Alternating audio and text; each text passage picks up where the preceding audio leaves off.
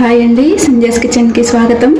ఈరోజు మనము శ్రీకృష్ణాష్టమి ఉంది కదా, దాని పండుగకి మనం 4 రకాల ప్రసాదాలు చేసుకుందామండి. మొదటగా మనము పులిహోర చేసుకుందాము. పులిహోరకి ఇలా అన్నం వండుకొని ఒక గిన్నెలో తీసుకుంటే ఇలా పొడి పొడి అయిపోతుందండి. ఇప్పుడు మనము స్టవ్ మీద ప్యాన్ పెట్టేసుకుందాము. స్టవ్ మీద ప్యాన్ పెట్టేసుకున్నాం కదా, ఇందులో ఒక 2 టేబుల్ స్పూన్ల వరకు ఆయిల్ వేసుకుందాము. ఆయిల్ వేడిన తర్వాత ఇందులో 1 టేబుల్ స్పూన్ వరకు పల్లీలు,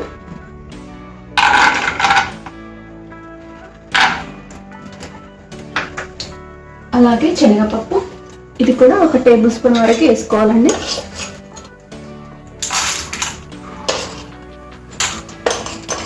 మినప్పప్పు, ఇది కూడా 1 టేబుల్ స్పూన్. ఇవన్నీ ఇలా కొంచెం వేగాలి.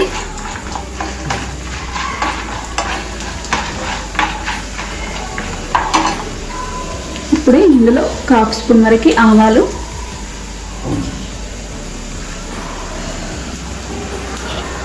అలాగే 1/2 స్పూన్ జీలకర్ర,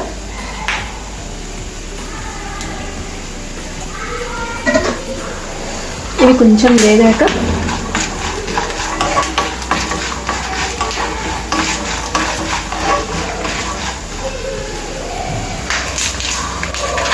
ఇప్పుడు మనం మిరపకాయలు, అలాగే ఎండుమిర్చి ఇవన్నీ వేసుకొని ఒకసారి ఇలా కలిపేసుకోవాలి.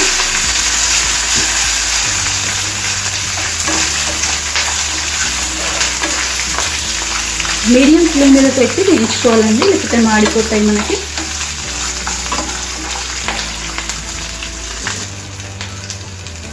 ఇప్పుడు ఇందులో కరివేపాకు, అలాగే 1/2 స్పూన్ వరకు పసుపు,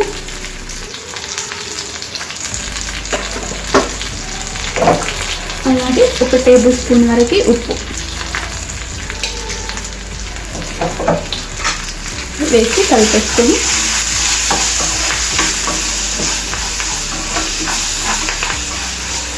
ఇక్కడ మనము నిమ్మకాయ పులిహోర చేసుకుంటున్నాం కదా, నేను నిమ్మకాయ రసం ఇలా తీసుకున్నాను. ఒక 2 నిమ్మకాయలు తీసుకున్నాను. ఈ రసం కూడా ఇందులోనే వేసుకోవాలి.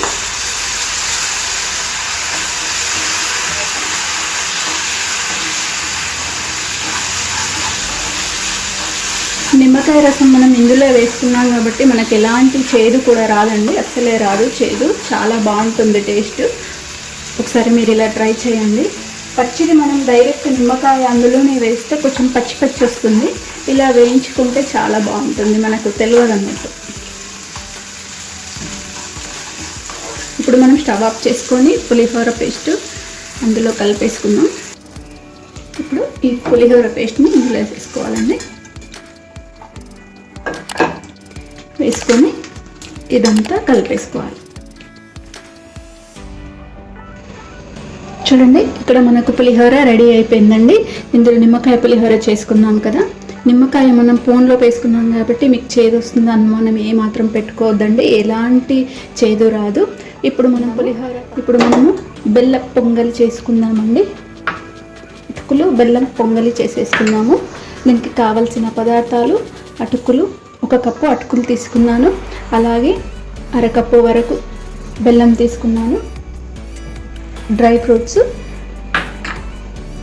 అలాగే తరిగి పెట్టుకున్న కొబ్బరి తురుము, ఇది 1/2 కప్పు వరకు తీసుకున్నాను.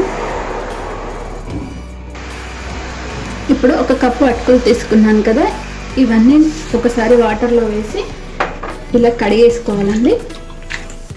ఇలా కడిగేసుకొని ఈ నీళ్ళన్నీ వంపేసుకొని ఒక స్టెయినర్లోకి తీసుకోవాలి, లేకపోతే ఇలా పిండేసుకోవాలి.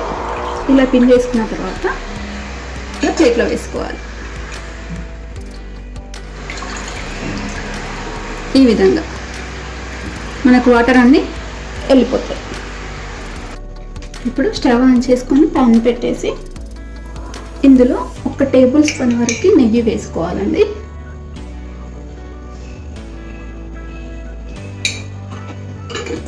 నెయ్యి వేసుకొని ఈ డ్రై ఫ్రూట్స్ వేయించుకోవాలి. నేను కాజు బాదం తీసుకున్నాను. ఇవి మాడిపోకుండా చూసుకోవాలి. ఇవి ఇప్పుడు మనకు వేగిపోయినాయి కదా, స్టవ్ ఆఫ్ చేసుకొని ఒక ప్లేట్లోకి తీసేసుకుందాము. ఇప్పుడు మనము అరకప్పు బెల్లం తీసుకున్నాము. బెల్లం తీసుకొని ఇందులో పావు కప్పు వరకు వాటర్ వేసుకోవాలి. వాటర్ వేసుకొని ఇదంతా కరగాలండి. బెల్లము మనకు పాకం రావాల్సిన అవసరం లేదండి. కొంచెం చేతితో చూస్తే జిగురుగా వచ్చేంత వరకు ఉడికించుకోవాలి.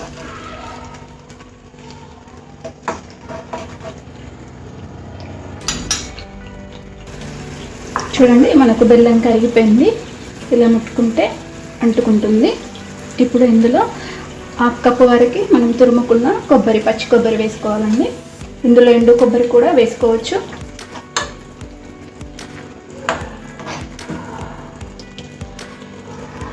అలాగే ఇందులో పావు టీ స్పూన్ వరకు ఇలాచీ పొడి వేసుకోవాలండి. నేను షుగర్లో కలుపుకొని గ్రైండ్ చేసుకున్నాను. ఇది వేసేసి ఒకసారి కలిపేసుకోవాలి.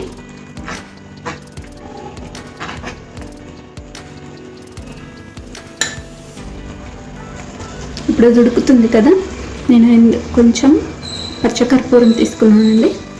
చేతితో ఇలా నలుపుకొని వేసుకోవాలి. టేస్ట్ చాలా బాగుంటుంది, ఫ్లేవర్ కూడా బాగుంటుంది.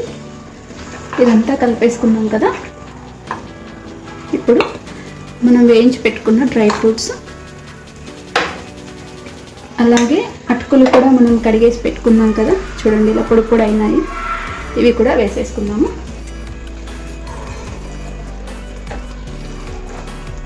వేసుకొని ఇదంతా ఒకసారి కలిపేసుకోవాలండి.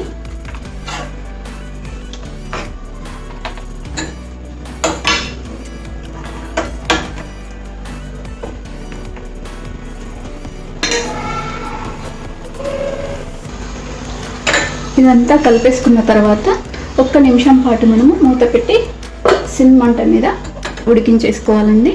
ఫ్లేవర్స్ అన్నీ మనము వేసుకున్న అటుకులకి పడుతుంది. మనం మూత తీసి చూద్దామండి. రెడీ అయిపోయిందండి మన అటుకులది. బెల్ల పొంగలి రెడీ అయిపోయింది. చూడండి, అటుకులు కూడా మెత్తగా అయిపోయినాయి. ఇప్పుడు ఇది స్టవ్ ఆఫ్ చేసి పక్కన పెట్టేసుకుందాం. మనకు అటుకులు బెల్లం పొంగలి రెడీ అయిపోయింది కదండి. ఇప్పుడు మనము పెరుగు అటుకులు చేసుకుందామండి. పెరుగు అటుకుల కోసం నేను ఒక అరకప్పుగా ఇలా అటుకులు తీసుకుంటున్నాను. ఇప్పుడు ఇవి కూడా ఇదే విధంగా కడిగేసుకోవాలండి. కడిగేసుకొని వాటర్ అన్ని పిండేసుకోవాలి. ఇలా కడిగేసుకున్నాం కదా, ఇందులో ఉన్న డస్ట్ అంతా పోతుంది. ఇలా పిండేసుకోవాలండి. ఈ విధంగా పిండేసుకొని పక్కన పెట్టేసుకోవాలి. ఇప్పుడు మనము ఒక గిన్నె తీసుకొని ఇప్పుడు వాటర్ తీసేసుకున్నాం కదా, ఈ అటుకులు ఇప్పుడు ఇందులో వేసుకుందామండి. కృష్ణుడికి పెరుగట్టుకులు కూడా చేస్తారండి, చాలా ఇష్టం పెరుగట్టుకులు కూడా. ఇప్పుడు ఇందులో వేసుకున్నాం కదా, ఇప్పుడు మనం ఇందులో పెరుగు వేసుకుందామండి.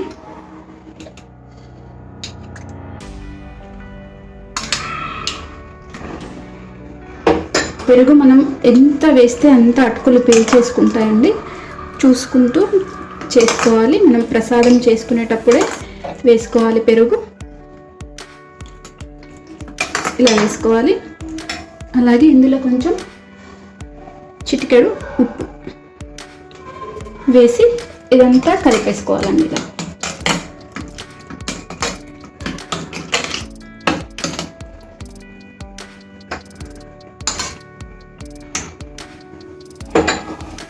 ఇలా ఇలా కలిపేసుకొని పక్కన పెట్టేసుకోవాలండి. మనకు పెరుగు అటుకులు కూడా రెడీ అయిపోయినాయండి. పెరుగు అటుకులు కూడా రెడీ అయిపోయినాయి. ఇది పక్కన పెట్టేసుకుందాం. ఇప్పుడు మనం వడపప్పు చేసుకుందామండి. కృష్ణుడికి కూడా వడపప్పు పెడతారు. అయితే ఇది ముందు నేను ఒక గంట ముందు నానబెట్టి ఉంచుకున్నాను. ఇప్పుడు ఇందులో కొంచెం కారం, ఒక్క పావు స్పూన్లో అంత సగం కారం వేసుకోవాలి. అలాగే కొంచెం ఉప్పు కూడా వేసుకోవాలి. పావు స్పూన్కి తక్కువనే ఉప్పు వేసుకోవాలి. ఉప్పు వేసుకొని ఇదంతా కలిపేసి పక్కన పెట్టుకుంటే మన వడపప్పు రెడీ అయిపోయిందండి. ఇది కూడా మనకు రెడీ అయిపోయింది. దీన్ని పక్కన పెట్టేసుకుందాం. మనకి ఇప్పుడు 4 రకాల ప్రసాదాలు రెడీ అయిపోయినాయండి. అవన్నీ కూడా ఒక ప్లేట్లో గిన్నెలో సర్దుకుందాము. 4 రకాల ప్రసాదాలు రెడీ అయిపోయినాయండి. ఇక్కడ 1 నిమ్మకాయ పులిహోర, 2 అటుకుల బెల్లం పొంగలి, 3వది అటుకులు పెరుగు, అలాగే వడపప్పు.